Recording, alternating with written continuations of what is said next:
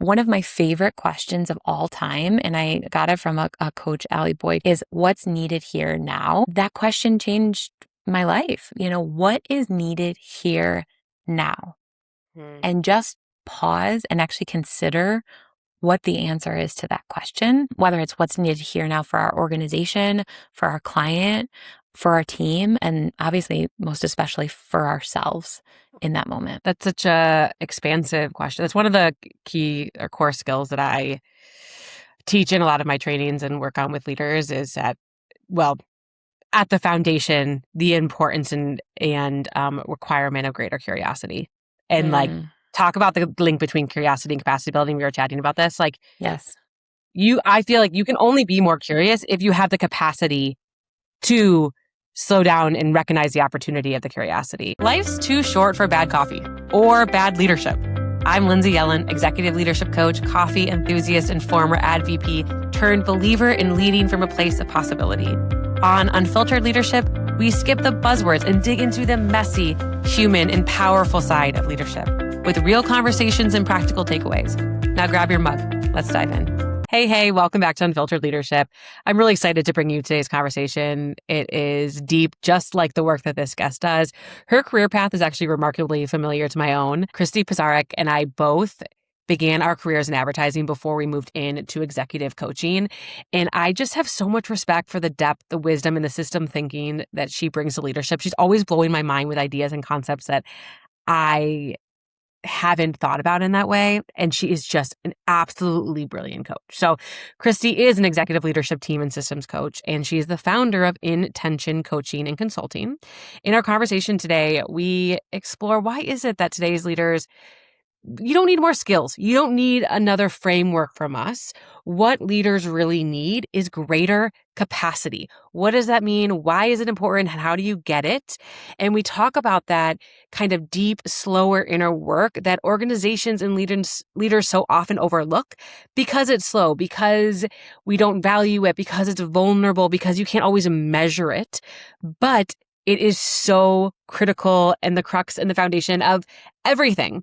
So we get into all of that in depth, of course, and we just talk about what it really means to become the kind of leader who expands the capacity in everyone else by expanding the capacity in themselves. So grab your mug, cozy up with us. This conversation is truly powerful.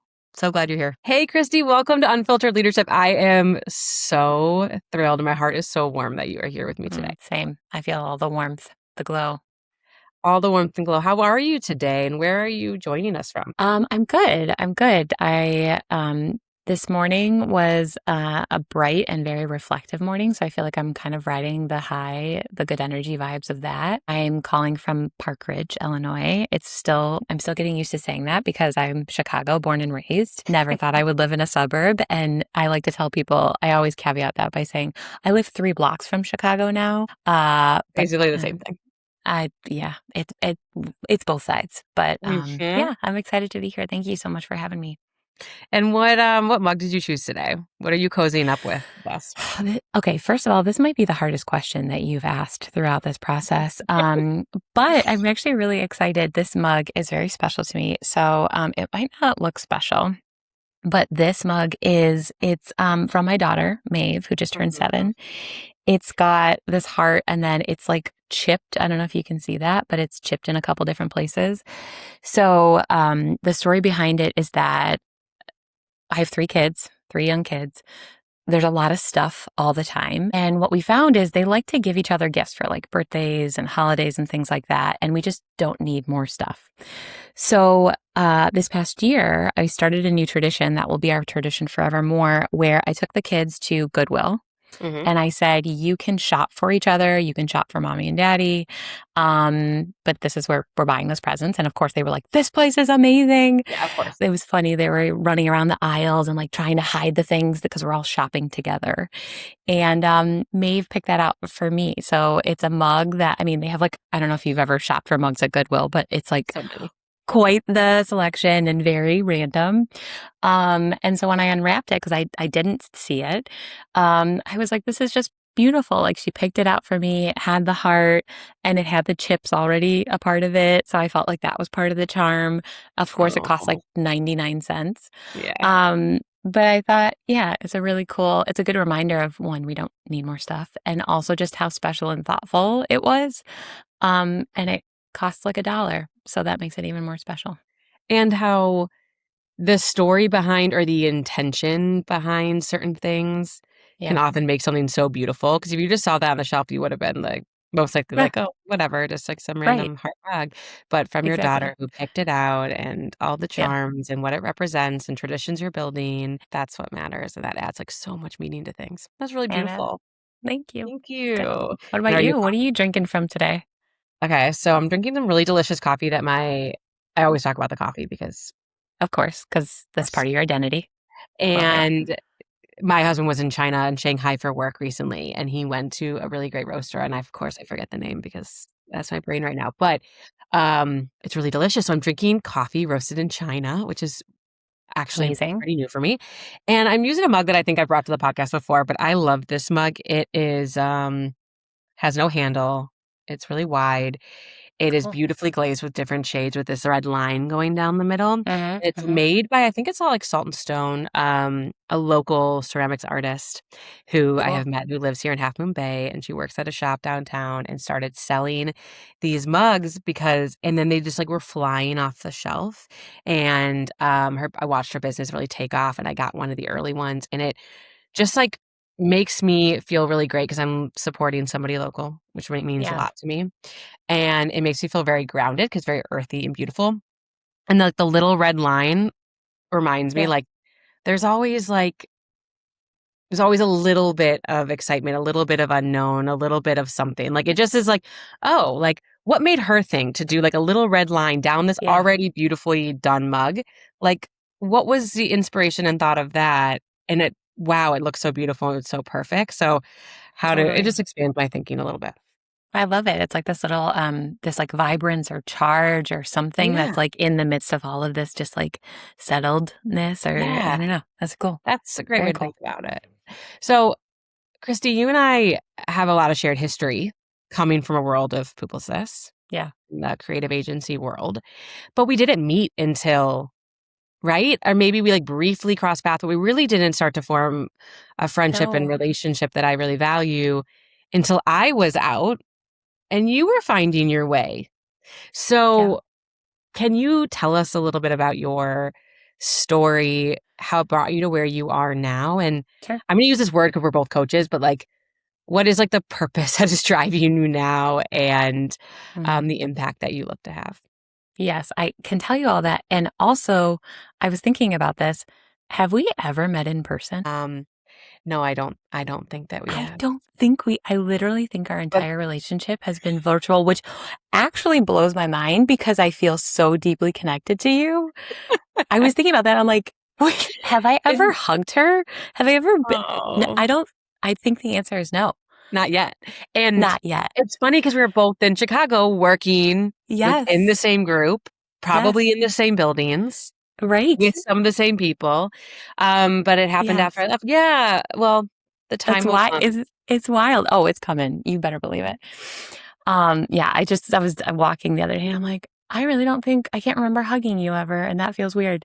So anyways, okay, so my story, my purpose, I came up in the advertising and media world as you did as well. Right out of college, straight into Starcom. I like to joke that I'm pretty sure that's the one of the only resumes and interviews I've ever had. And the story goes on from there. While I was working at Starcom, probably about 8 years in, I had the life-changing opportunity to work with a leadership coach.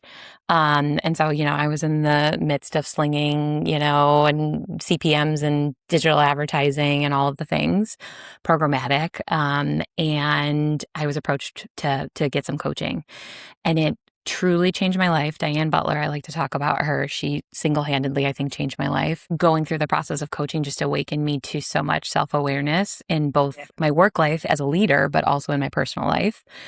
And so then our journey and Diane and I's kind of paths continued to run parallel to each other.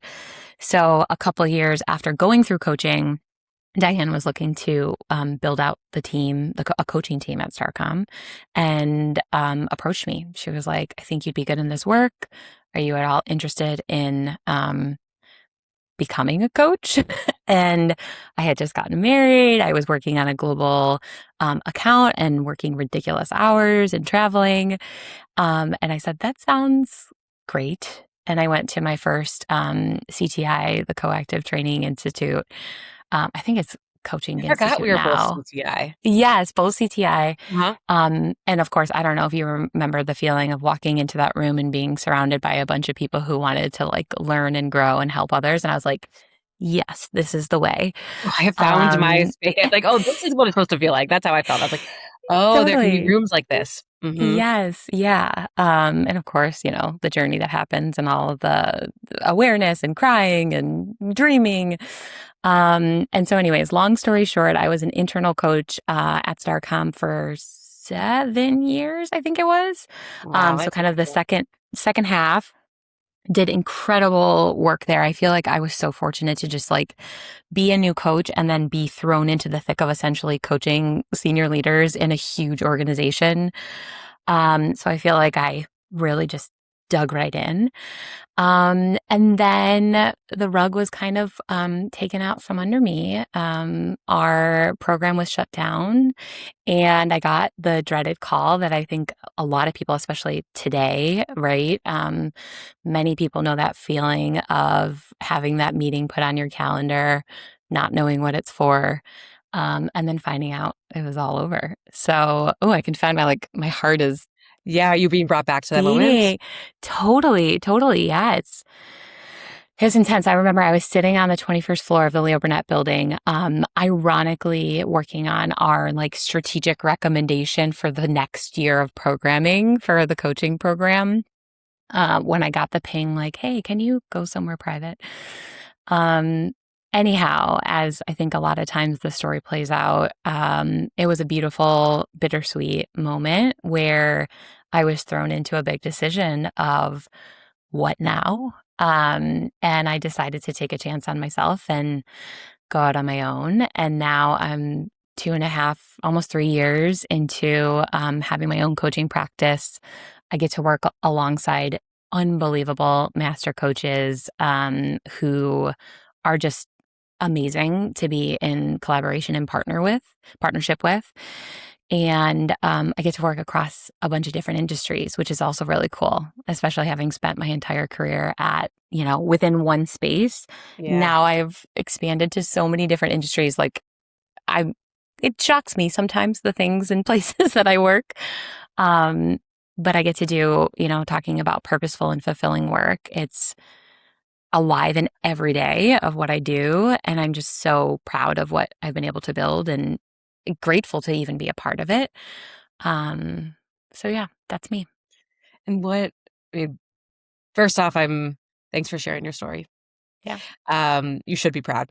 I've been watching you build. I remember that first call we had with Ronnie and, and Hmm. we all sat together and we're like, coaches need to connect and this is what I'm trying to build. And Yes. you and I kind of chatting. And then as we would continue to connect, I would see um, just the strides you were making and the natural pace and flow. It felt like you were just like, in no time, it was like, oh, has she been doing this for a decade? Like, it's just like the opportunities that were coming, I'll take that. what you were finding, like the questions Yeah. you were asking, the work you were getting. It was like, oh, wow, like the universe is, and her hardware, all of this is coming together just as it needs to be. So, you should be proud that it's by no accident. Thank you. If you think about, because I feel like when we talk, there's a lot of alignment in the work that we do or Yep. our quote unquote missions in leadership. Hmm. Can you tell us a little bit about what that Yeah. is and like what I guess I want to also put it this way, thinking about our audience, like what is it that you help leaders recognize or do or build that is so often missed? Yeah, totally. So in short, I do a lot within systems coaching, and people are typically like, what the heck does that mean? And essentially, the way that I work within the coaching space, it goes beyond just individual coaching and development. It really challenges leaders, particularly senior leaders, to think about all the parts. So the teams that they work in, the systems and the organizations that they work in. And so I work with teams, I work with groups, a lot of cohort work, which I think is just so magic because you essentially get to be on these individual development journeys, but alongside peers and people that you build trust and community with. And so you work in this development work alongside each other. And so thinking about how I approach that is this idea of tension. So the name of my company is called inTension, tension with an S. The name actually came from the moment that I was laid off. I was sitting and kind of reflecting following that experience, which wasn't ideal. Um, and I was just thinking about, wow, I'm really in tension right now. Like tension feels hard. It feels uncomfortable. And I had to decide what to do with that tension and deciding to grow from it and expand. And, of course, in hindsight, to be like, I was curious and I was open. I was struggling and crying and angry. I was so angry and hurt. And it mattered what I did with that tension. And I do believe that I am who I am today and my business is what it is and my capability to meet leaders and walk alongside them is because of the moments of tension that I have been in myself. And so I bring in this idea that in tension there is growth. And you can either let that tension be, paralyzing. You could let it bring out the worst in you. You can let it eat away at you because it's hard, it's uncomfortable. Or you can let that tension fuel innovation and hope and possibility, and expansion because man, can we grow from that place of being like squeezed and tightened and thrown under. And so I love to do that. I love to do that with leaders and really sit with them for like longer than they feel like they need to. A lot of the work that I do is really extended over a long period of time. And we get to see and co-create like, God, what can I make from that tension, that discomfort that's stirring in me? And so it's really beautiful to see, especially when you see it, all of a sudden that seed that was planted just blossom in the leaders or even the teams. It's so cool to be a part of. What is it like in those everyone I know listening has a moment of intention, whether it's a layoff, like I never really thought about it that way of like, or describing it of I am in tension and I have a choice of what I do with that, which is, of course, I just think we have a lot of different names for it, but seeing it described that way is so powerful. Whether it's like, this is really hard, this is suffering, this is, I'm like angry, this is happening at me. Like there's all these descriptions of like how these hard moments come to life. And referring them as to a moment of I'm in tension is like, oh, yeah, of course. There's like so much feeling and understanding in that. What do you feel like people, what makes the difference in a leader that chooses to find the hope, the possibility, and growth in a moment in tension? What's on the other side? I think what's lost if you don't capture that moment?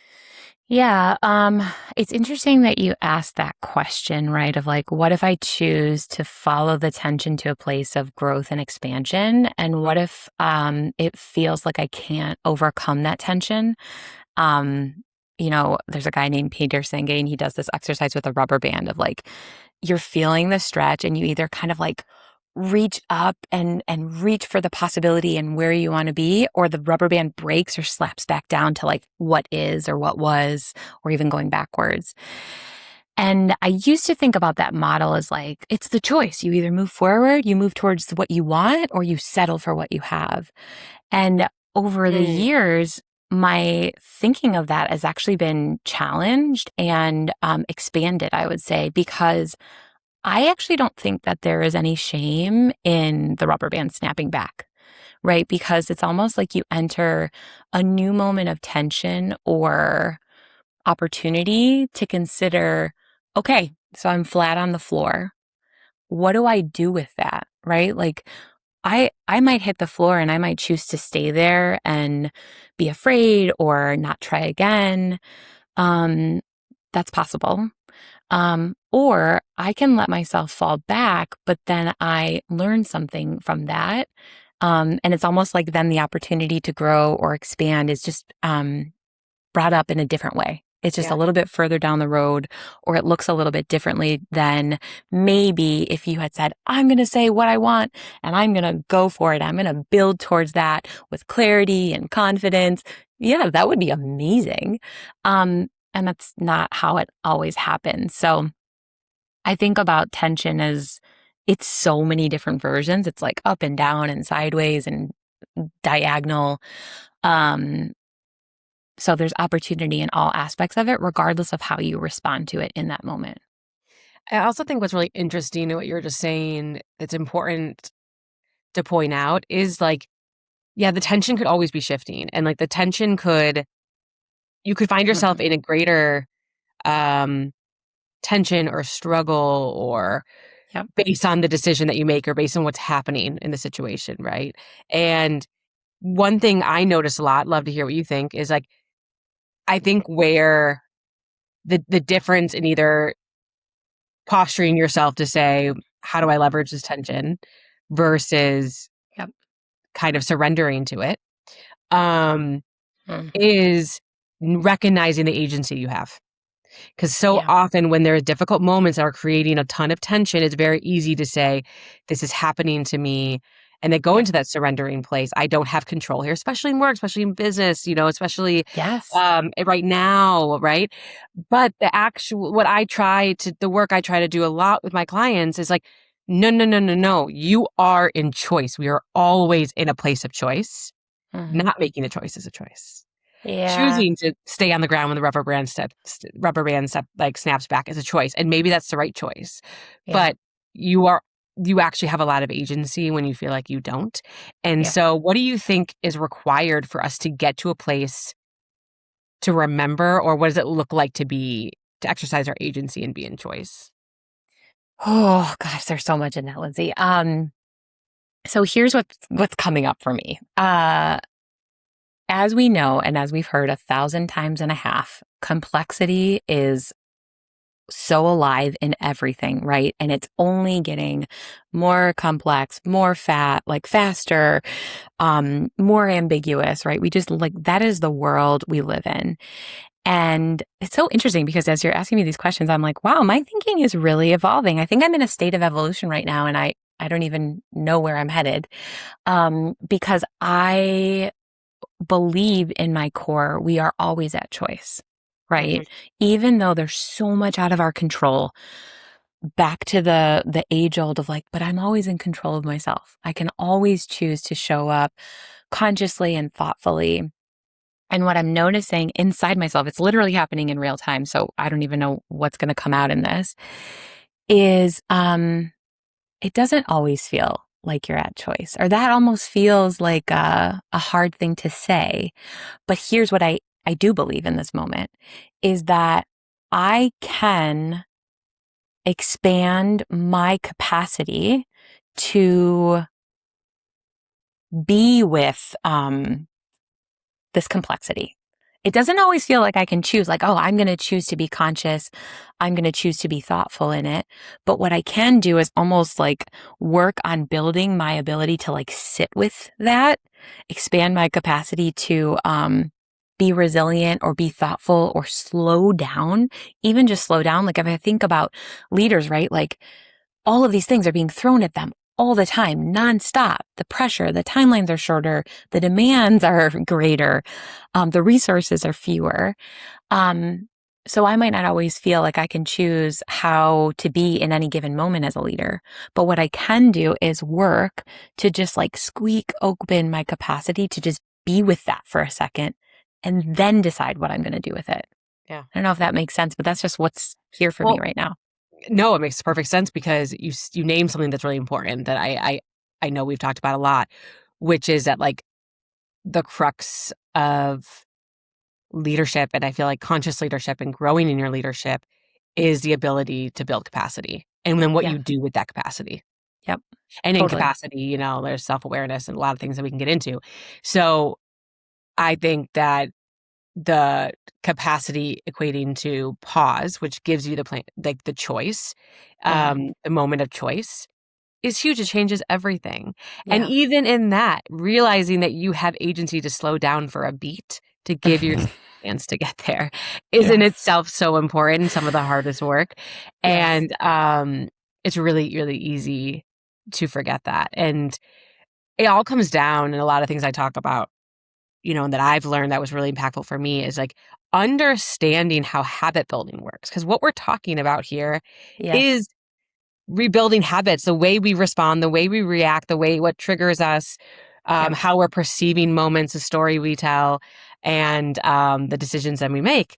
So in habit building, we have fall into old patterns or old grooves in when Yep. situations happen. And I think often earlier in our careers, I'll speak especially from creative industries, you're rewarded by responding in a certain way, being Yes. fast, knowing all the information, um, right? Like taking the back seat and letting other people run the show. Like there's a Yep. lot of things that are rewarded that make you Mhm. really good at your job that then work against you when you get in leadership. Yes. But you have built all these patterns that you have been rewarded for, or also based on things when you're much younger, right? And ways of posturing yourself to feel protected that then get rewarded that make you successful or you believe are helping you. But Mhm. then you get to a point where they're no longer helping you anymore. And Right. then that's when awareness starts to come in or get really powerful because you're like, I can see that I'm doing this. I can see, or I feel the aftershock of it. Yep. And I don't like that. And I don't know what to do about it. It's like, oh, because your brain is doing the same thing it's done for decades. And it's not Yes. going to just suddenly change because you're like, I don't want to be like that anymore. Or I Right. realize someone's telling me I need to do something different. No, it starts by building that awareness of what's happening, what's the impact, what's the trigger, how does it feel, like internal, external, like what's happening. Yep. And then realizing not just that you can be in choice, but then knowing what you want to choose instead. But that Yes. biggest gap is like the self-awareness, recognizing when it's happening and having enough capacity or Uh-huh. connection to be able to pause and say, I can be at choice here. And what am I going to choose instead? And being able to make that choice consciously. Yes, totally. I totally agree. I think the way that I think about it is like you've mentioned, at certain points, wherever we were at, whatever we were doing, however we were behaving, that served us, right? Know all of the things, be the expert in the room, move really fast. That can be really beneficial when you're the doer. When you're like doing, and that is what your achievement is tied to, that's what Of your course. ambition is tied to. And then, of course, there's like this bridge. Sometimes it's a long bridge and sometimes it's a very short bridge where you all of a sudden step into this role of leadership where you are more about the being. And it takes a different capacity. It takes a different skill set, right? Because you're not just supporting the doing and the achievement and like the bottom line at the end of the day, which of course we know is the truth of business. You're also having to expand yourself, grow yourself, your presence, your impact, which I think, requires a lot of work, a lot of the inner work yourself. And then you're thinking about how do I be with others? How do I be with my team? How do I be with my clients? How do I be in our organization to create a really meaningful, powerful impact that is still going to drive the stuff getting done and the business, but it's a totally different set of accomplishments and what your achievement is tied to. And I think it also requires a different kind of ambition because, you can work the late hours and take the extra trainings and work towards the bigger dollar sign clients. That takes a certain kind of ambition and it requires a lot of you. The inner work that's required of you growing in yourself and expanding your own awareness, your systems awareness, expanding your capacity to sit with discomfort, that is a whole level of different level of ambition and willingness to like get into it and stay in it. Yeah. And then of course, then take that outward and help other people do that. And this is something that I know is true. Like the environments that these leaders are in, Mhm. um, as like as well as really society, doesn't tell us that that is important. It is not Right. innate Right. to say I should prioritize that work. I think in many different ways. One, companies like they don't invest in it. They don't prioritize it themselves often, not always, of Right. course. Right. I think society definitely, our society is all like, do, achieve, climb Yeah. that ladder, that's success. Not, Mm-hmm. oh, well, actually put that on pause, or like, Yeah. don't prioritize that as much because really you should do inner work. It's like, no, that Right. you're Time not. is money, baby. Time is Time is money. money. Yeah. And Yeah. then also, it is hard work. You just said it is vulnerable. It Yeah. is slow. It is requires so much self-examination and saying things out loud that you don't want to say, or Yep. confront things that you're really difficult to confront. And Totally. it's really hard to do on your own, right? That's why Yes. we I would argue it's impossible to do on your own. I think it's also impossible to do on your own. So all of that is working against all of us, Yep. especially leaders. Yep. So where do leaders begin? Mm. And what does it look like to actually build capacity? I mean, well, how much time do you have, Lindsay? Because let's get buckled up for this, right? No, I think so. I face this time and time again, right? When I'm in conversations with clients and talking about like, okay, what's the program we're designing, or what's the offering, or what does this look like? What can we accomplish? My favorite is when, we're talking about what is needed to serve leaders. And they're like, well, how about 90 minutes? Is it 2 hours? Half a day? What do you need? Half a day? 4 hours? So I think getting curious about the questions you ask as a leader to start. So if I'm asking, what tools do we need? What frameworks do we need? How many hours do we need for this? If those are the questions you're asking on your team's development or your own development, I would encourage you to slow down and really just reflect on like, is this the right time to dig into this work? That said, I think for leaders or organizations who really have the bigger vision in mind to say, our leaders need an expanded capacity. They need more skillfulness in navigating the complexity that exists now, and sure as heck the complexity that's going to exist tomorrow or a year from now or 10 years from now. So Right. let's slow it down and first say, we are grounded in doing work that truly develops our people. It's not just a tool. It's not just a framework. It's not just a quick tip or a 2-hour workshop. It's like real long, deep work. And then I think from an individual leadership perspective, start to get curious and notice what kind of questions do you ask when you're around your people, right? Are you asking questions at all? Or are you telling? Are you delegating? Are you jumping to action? I work with leaders and teams who are, well, all of them are working at such an expedited speed.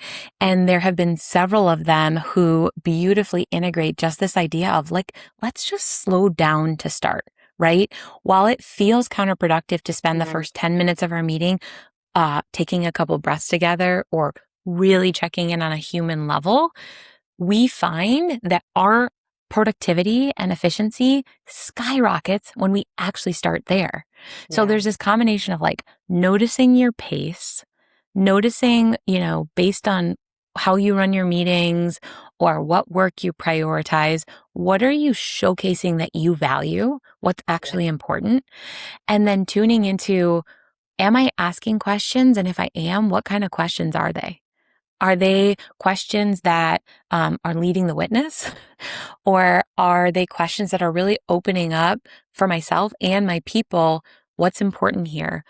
One of my favorite questions of all time, and I got it from a coach, Allie Boyd, who I work alongside in a ton of my work, is what's needed here now? I'm sure that I heard that in my coach training along the way, but she actually forced me to integrate it into how we work together. Yeah. And that question changed my life. What is needed here now? Mm. And just pause and actually consider what the answer is to that question, whether it's what's needed here now for our organization, for our client, for our team, and obviously, most especially for ourselves in that moment. That's such a expansive question. It's one of the key or core skills that I teach in a lot of my trainings and work on with leaders is that, well, at the foundation, the importance and requirement of greater curiosity. And like, Mm, talk about the link between curiosity and capacity building. We were chatting about this. Like, yes. I feel like you can only be more curious if you have the capacity to slow down and recognize the opportunity of the curiosity. Because if curiosity is just coming out of, I mean, there's a lot of people who are just naturally very curious and they're in this place anyways because Yep. they have the capacity for it and the regulation for Yep. it. But often when we're in a more reactive place, if we're getting curious, it's usually coming from an agenda, coming from righteousness, coming from trying to trap, like you said, Right. close-ended questions, why did you do this? Or Right. those kind of places of what do you expect from me? Or, like there's a thing that is not expansive, very productive curiosity that can lead to greater curiosity and innovation and Yep. greater connection and Mm-hmm. possibility. But Oh, curiosity, totally. I think, is one of the most underutilized skills in Mm-hmm. leadership. And in Yep. order to exercise curiosity, you have to have the capacity for it, the nervous system regulation to be able to choose it. But also, it takes really great listening and it takes really, really great questions. This is all things we learn in coaching, right? Totally. And that's why learning how to coach in leadership is a lot of this, right? How to Yeah. be present in these moments that matter, make people feel heard, choose curiosity that's going to be really powerful for the moment. And I think there's a misconception that if you Yeah. go to a place of curiosity, oh, it's going to take so much time and Right. oh, it's going to derail everything. And it's like, it actually sometimes only takes one really great question, like, hey, what's actually really needed now? Or what Yeah. does success look like? Or are we answering the right question here? What is the question we need to answer? Or what else? What's not being said here? What else? Right? Like there are Yeah. different ways that you can lean in to curiosity that can bring up, like I said, so much possibility that don't have to like mean that you're sitting and coaching someone for an hour. And I think that's a Yeah, misconception. and I would say, and so what if it does take an hour or 2 hours, right? Because I Fair know, point. that's an area of tension, right? So for some leaders, right, they don't have the time. For all leaders, I would probably say they don't feel like they have enough time. It's back to back to back meetings where you barely have enough time to grab water and go to the bathroom. And if you are truly sitting with your team, or maybe it's one person from your team and being fully present for an hour, that hour, I think of it like, I don't know much about investing, but like hour is going to pay dividends down the road, and it feels inconvenient, impossible maybe in Yeah. that moment. And the trust that is built, the foundation that you are providing for that human on the other end is going to allow them to thrive and do the work better at the end of the road. I think the same thing is true when I have a 9-month group coaching program where the most senior leaders, like the big important people in these organizations, take 2 full days away every 6 to 8 weeks for 9 months. And that doesn't even count the extra work that they're doing or the one-on-one coaching that they're doing. They are taking their time away. And I mean like phones down, completely unplugged. I would bet my bottom dollar, my life on the organization is being supported tremendously down the road, even though they're losing their most valuable, important people for Yeah. 48 full hours at a time. Yeah. So time is a funny thing, I think, right? When we Yeah. think about, and I Such a good think is at the crux of this, right? In terms of development and capacity building, because I think what people don't necessarily understand and what we crave, which to no fault of our own, is like, what's the quick fix? What's the book I can read? What's the podcast I can listen to? What's the framework that I can remember as an acronym when I'm in a hard conversation? It helps. It certainly does. I mean, I have bookshelves full of books and notes and podcasts, and that's different than actually doing the developmental work. That Yeah. is something that takes time. And like we said, it's hard, but man, does it pay off at the end of the day. One thing you told me about this 9-month program that you run that I think is incredible. Um, and that's worth just to drive this point home, or a lot of things we've been talking about, is that Remind me, is it that you spend like the first 7 months just on internal deep work before you even start to talk about outward expression and impact? Yeah. So, mostly yes. So I do an incredible program with a company called Emerge, who is just amazing to work with. There's a woman, Donna, who is changing the face of coaching in organizations. But the first 7 months of the program is really about the inner work. And of course, we talk about it from a telescope and a microscope perspective. So when we think about, right, the microscope is looking at myself, getting more clear on like, what is my identity as a leader? A lot of the work that you do in terms of, values, what's important to me, who am I as a leader, what's needed now from me, what do I want now? Yeah. But we really keep that attention inside that leader for an uncomfortable amount of time because that's where the work starts. We give them glimpses of like the telescope view, right? Of like, what does this actually mean in the system that I'm a part of? What does this mean in my team? How do I see this in others? What is the context of the world we're leading in right now? I think, it is a little bit of a recipe that goes back and forth, but we don't even talk to these leaders about being leaders of leaders until they get so far down the path of having done their own work.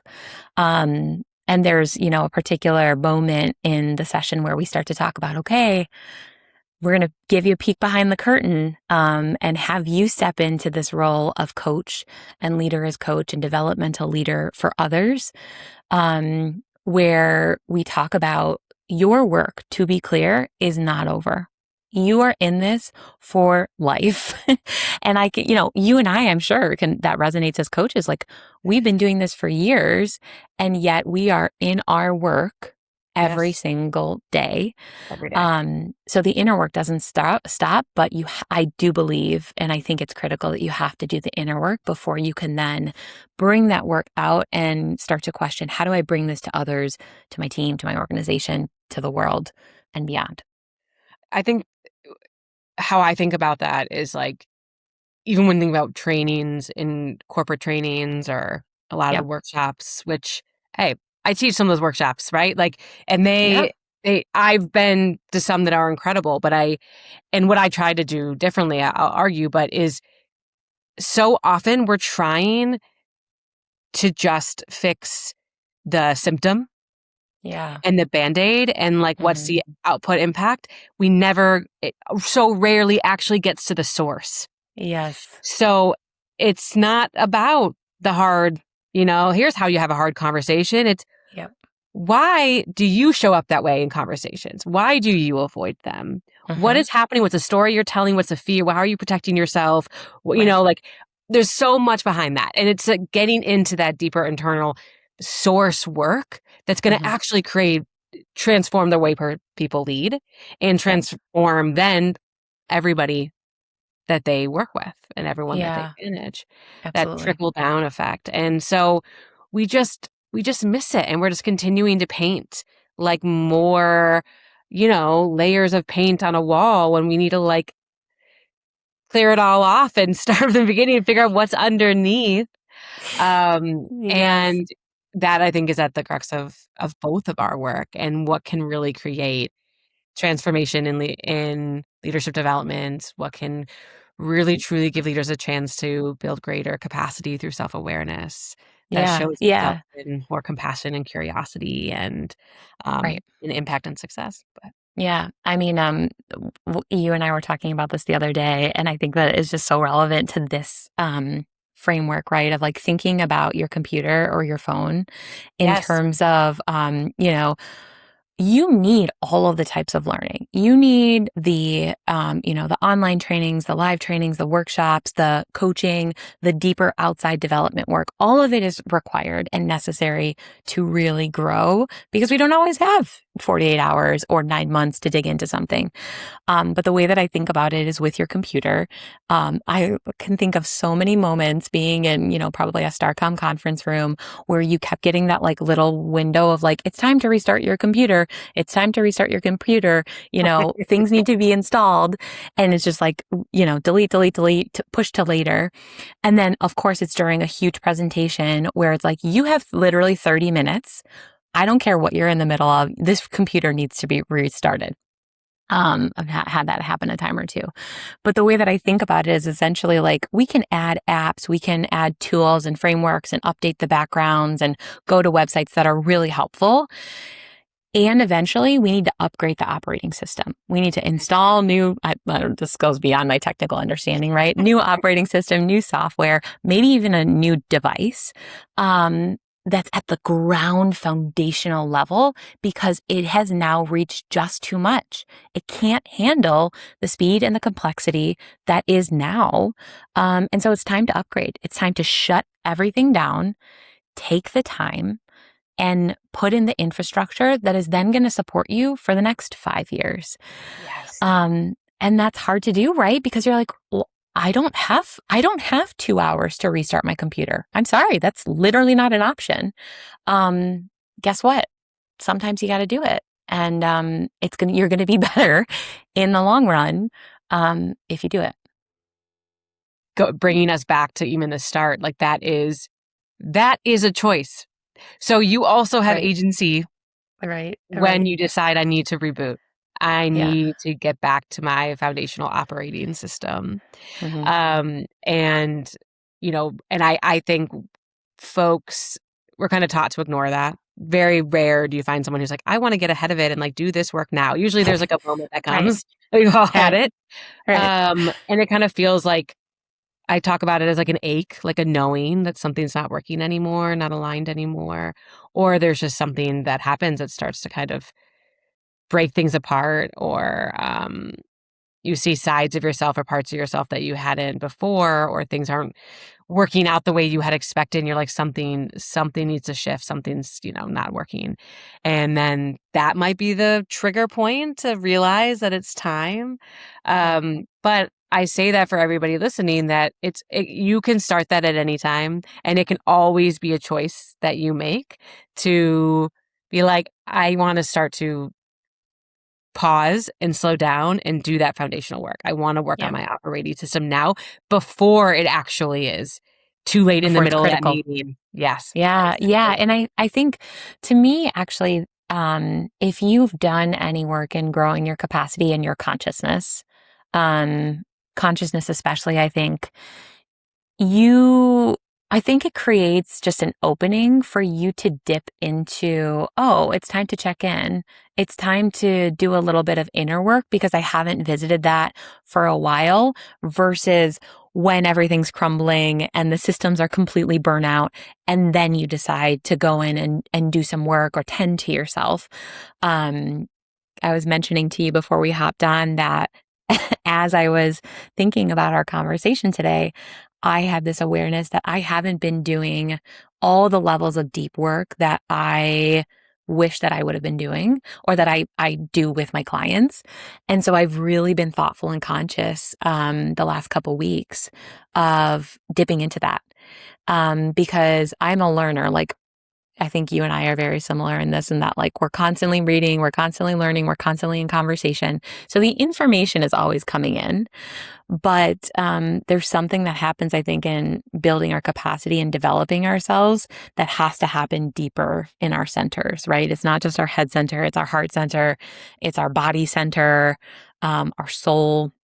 And that might sound wooey, but I think it's true of human nature. It goes beyond just something that's like, oh, nice to have, yoga and deep breaths. And so I think that that's just so critical. Like it's critical to notice, like, when have I checked in with myself? Really? When have I done that last? When have I taken a question or a contemplation and actually sat down and wrote a note about it, or gone on a walk and just pondered it without anything in my ears?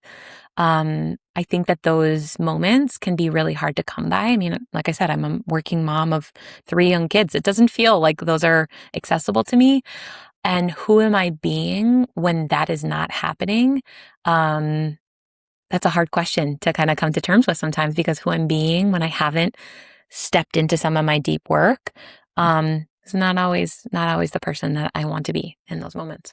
It's the moments where you can step out of integrity. They're the moments that can slip through in subtle seconds that Yep. we look back and just feel icky about, where we get out of alignment of our values, or we treat someone in a way that doesn't feel good. But it's, if we dismiss enough of those, that's when we start to untether from ourselves, and Yep. we move further and further away. Like every moment, every reaction, every decision is the chance to move towards yourself, towards your values, towards your integrity, towards that capacity and consciousness, Yeah. um, or a chance to move away from it. And if you don't do that work to recognize and know the difference, that's when you look Mm. up one day and you're like, what happened?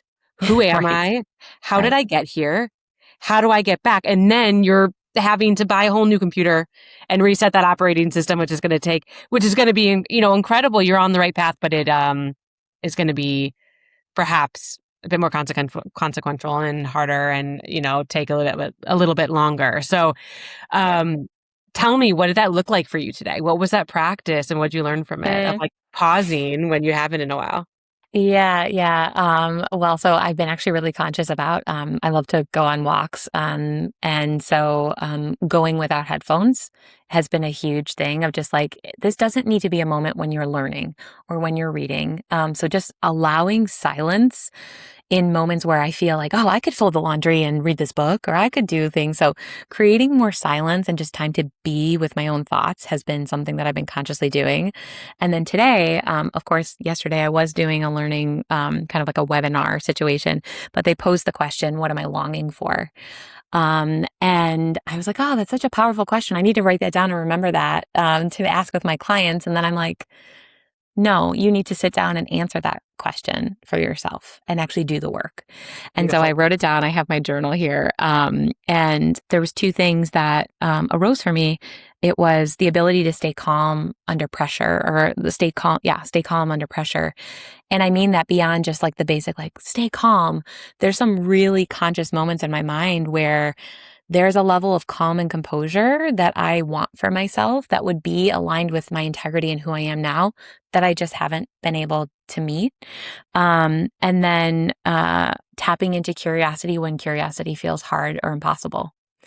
And in the polarizing world that we exist in right now, and just like the things that come flying at you, I think sometimes it's really hard to be curious because, I want to prove my expertise, or we need to get the thing done, whatever the reason is that wipes curiosity from the board.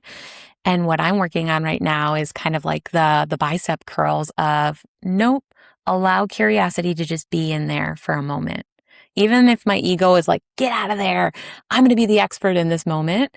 Well, I tried, but I'm really working on, bringing in the reps of curiosity. What's it like to sit side by side? Hey, curiosity, what you got in this moment? That's hard work. That's hard work, especially coming from our industry and like Oh yeah. the achievement and the accomplishments that come with having something to say. The curiosity thing is hard to sit with. Yeah. And it's like those two questions. First of all, that, what are you longing for? Like, oof, talk about a powerful question. Talk about something Right. that can shift the way you're feeling and bring Yeah. you out of your head into your body, into something deeper. Like that question has like feeling to it. Uh-huh. And but what, just the two things that you wrote down summarizes everything I feel like we've been talking about. So it's like, Mm. I want to be calm under pressure. That is capacity building, right? Yes. That is about being present. That is finding your agency. That is about, understanding and being able to help regulate your nervous system. It is showing up with integrity and in a way that makes you proud, and walking through the moments in choice. And then be more Yeah. curious. That's a result of that consciousness, of that capacity, that calmness. You're able to choose and see the impact of being curious versus jumping to judgment or assumption, or, you Yeah. know, righteousness or whatever it could be, Yep. instead trapping. So that's really beautiful. And like, we just spent an hour talking about that work. And then Yeah. here you are this morning saying, I want to increase my capacity around these things. I want to be Totally. more calm and more curious. It's like, because that is, as you said, your life's work. Yeah. Yeah. Yeah. And I mean, I think, right, I also want to acknowledge in myself, when I was in that learning environment, I wrote the question down because I was like, ooh, that's a good question for my clients. And I think that that's the difference, right? And the invitation to leaders is we can Mm, learn it in theory. We could write it down. We could know the facts. We could say we're going to do the thing. Doing the thing feels different. yeah. It requires something different of us. And I think that that's the invitation for leaders now, is because imagine me answering that question, what am I longing for, when, balls are being thrown at me or somebody's screaming from the other room, to be connected with like, wait, I know what I'm up to. I know the bigger picture of what's important to me, even in the face of that. I can't prepare for those moments when the complexity or the speed has increased if I haven't actually done the work, when I had the time and space to consciously think about it and then connect it into myself and my body and my heart. And so I think that that's the tricky thing, right? Is because when it feels like there's no time, or when it's too hard or too vulnerable to do that kind of work, how can we expect ourselves to show up grounded in that when the heat is turned up, Oh, yeah. and things are even more complex? I think another element to that to build is we often leaders are thinking about, oh, my team, really people focused leaders. So they might say, oh, just like you, how do I bring that question? How do I create the space for my team to do that work? To think Yeah. of, I want to know what they're longing for. I want to help them develop. And so they create really beautiful environments for them Mhm, or create that space. But that will only go so far mhm. if you are not doing that for yourself and you are not modeling, also taking that time and getting to those levels and self-understanding and leading from that place. Yeah, absolutely. I was working with the CEO of a company who was just like a model leader. Like everybody, they did a whole 360 feedback, and everybody was just like shining, glowing reviews. It's like, wow, this is an incredible leader. What do we even talk about in our coaching sessions? Yeah. And the reality was like the level of strength and endurance and just holding that was required of that leader to show up then outwardly to serve their people, Yeah. it was too much.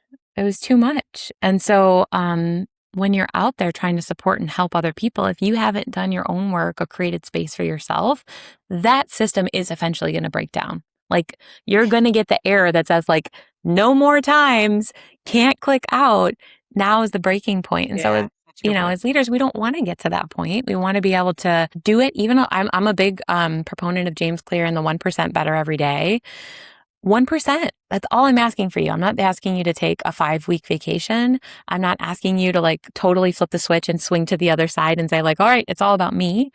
But you do have to do the 1% work. And maybe today or another day, it's a 10% work of your own. And then you can continue to support your people. So I see those leaders, and I also invite them. They have to be in their own stuff too. Yeah. Wow. That's so powerfully and perfectly put. My last question for you, Christy, is Mm, like, what aspect of leaderships or systems are you most curious about and that you think is being overlooked in organizations or mm. by leaders today?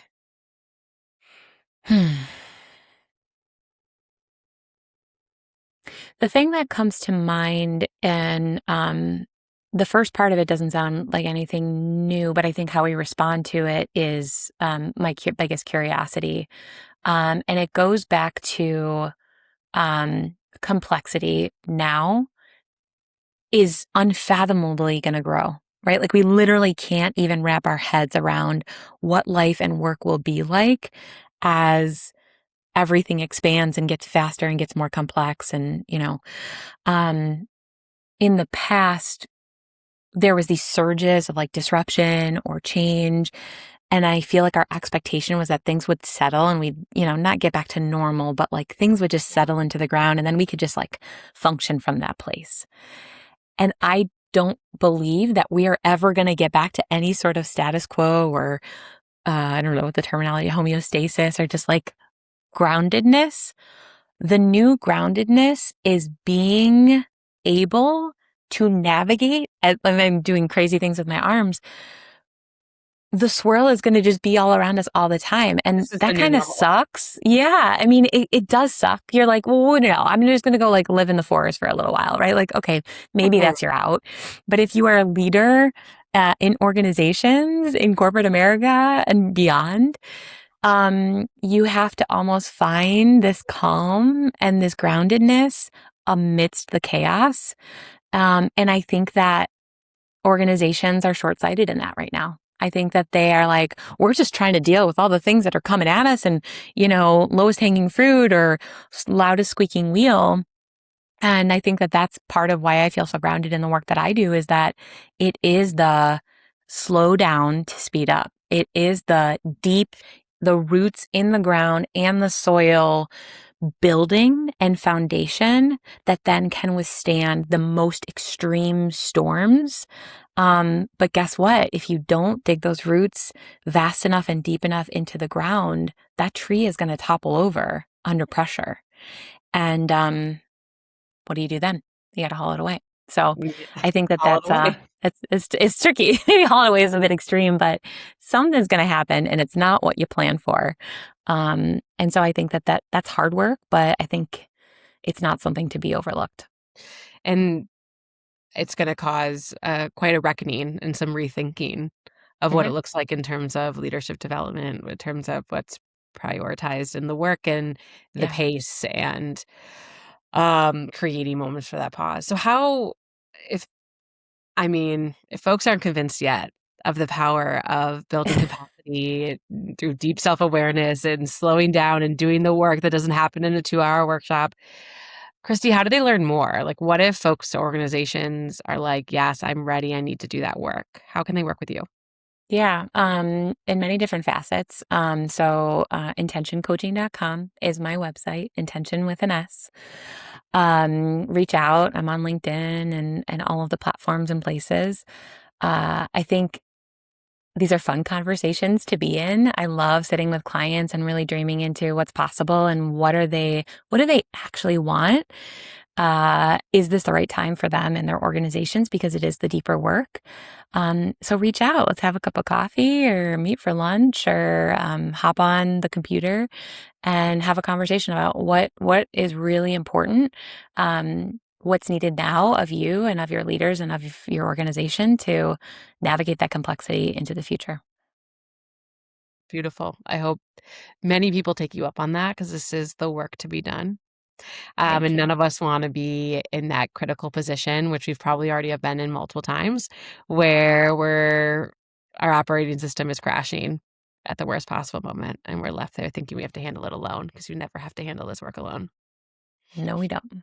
No. Thank you so much for having me. It was so fun to Thank be a you part of. so much, Christi. You are absolutely brilliant, and I'm just love sitting in conversation with you because you're so beautifully articulate about it. You're so thoughtful and Mm, intentional. You have incredible metaphors. You make it so real.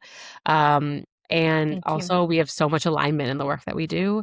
And so, Yes. being able to be in conversation about it, to share it with others is such a gift. So, thank you. And thank you to everybody for joining and getting unfiltered with us today. And we'll see you soon.